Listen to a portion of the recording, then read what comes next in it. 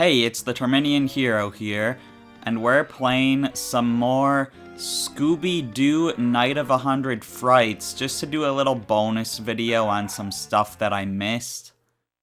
So, the first thing we're gonna do is quickly go through a bit of shock on the dock here. Actually, what am I even doing? I can warp straight there. But yeah, I'm just gonna go to like a few random things that I missed. So first of all, we want to warp here, because even though I knew that this little thing was here, I never actually did it.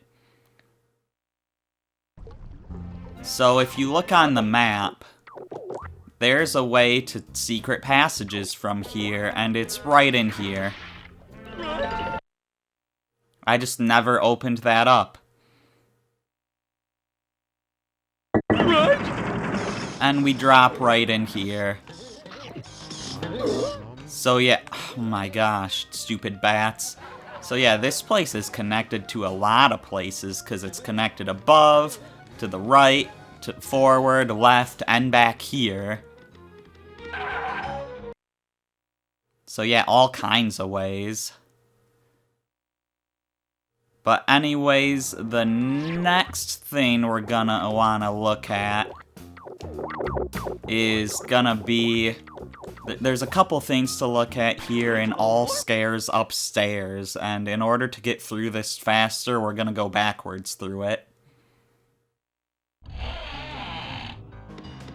Right. So, yeah, I'm about to die, so I'm gonna grab that quick. Creepers! It's the creepers! This guy's not bothering us because he's supposed to go forward in the cutscene to knock that down.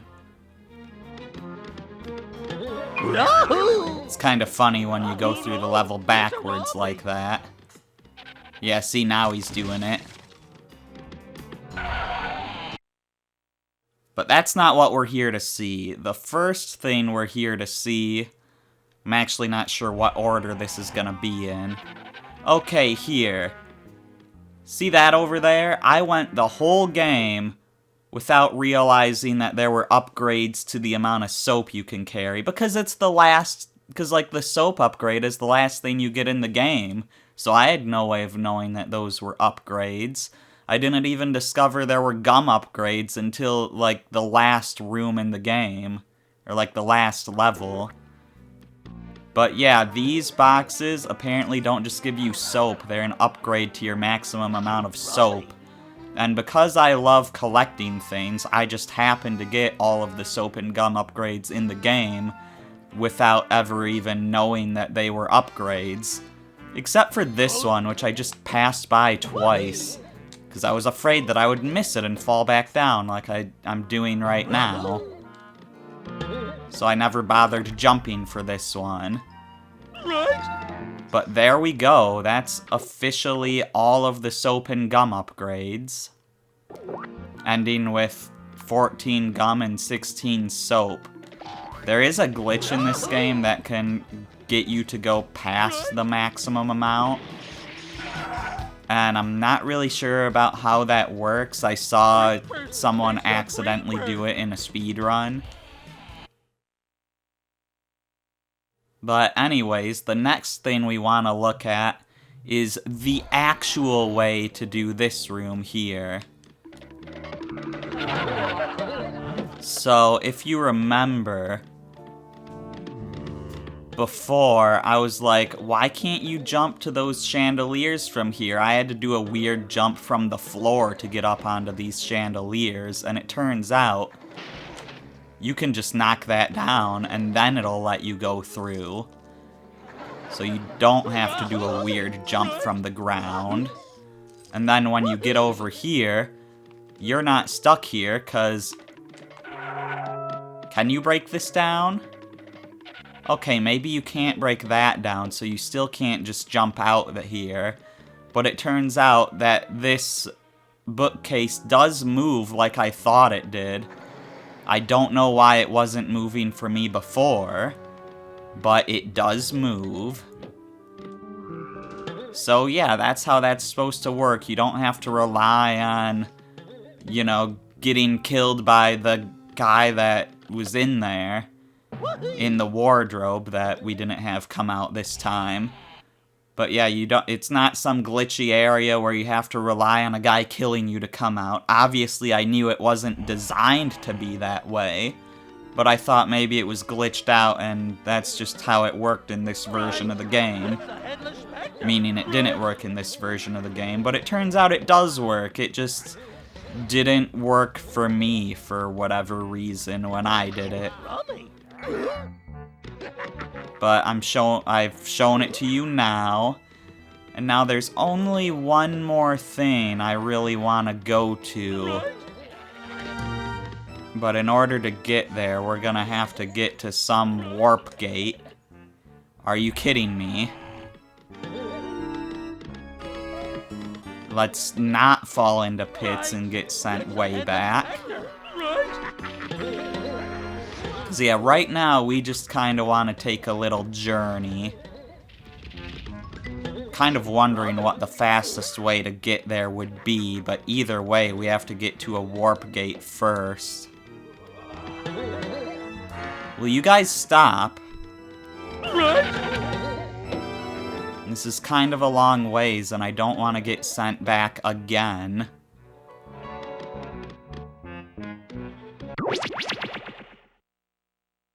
I was thinking of saving just because I got that gum. Alright, there's a warp gate right through here.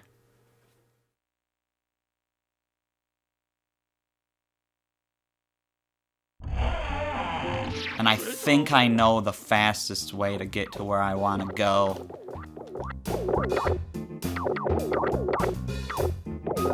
I believe I want to go here. No.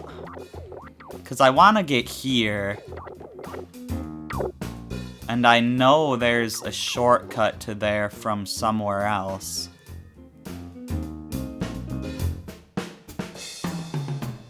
Is it here? Warp gate.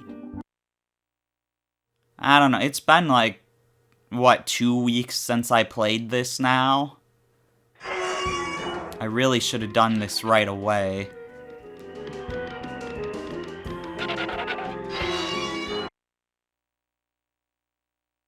This game is a big maze, you know, it's a Metroidvania, which...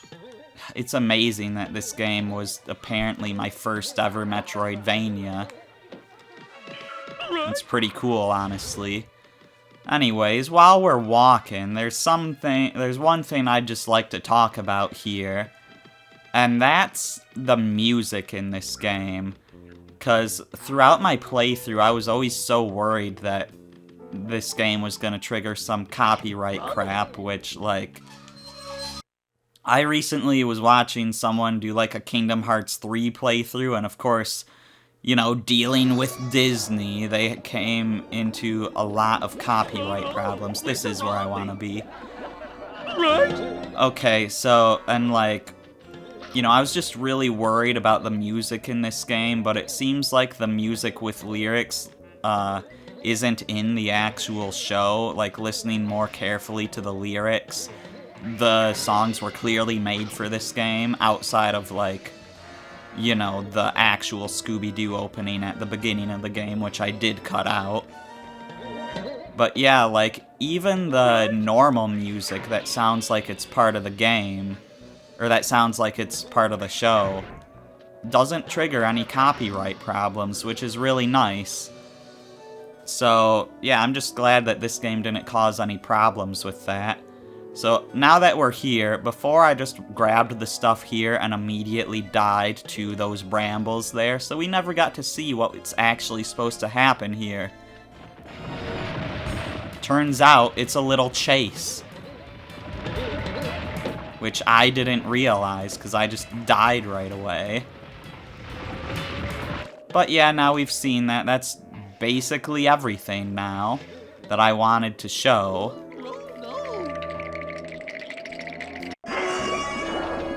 So yeah, but yeah, just about this game and like the music and everything, I absolutely love how this game feels like you're playing an episode of Scooby-Doo, you know? Like, they really went in on all the details, having the music sound like it's from the show, having all the same voice actors from the show, having, like, those sound effects and, like, the laugh tracks, you know?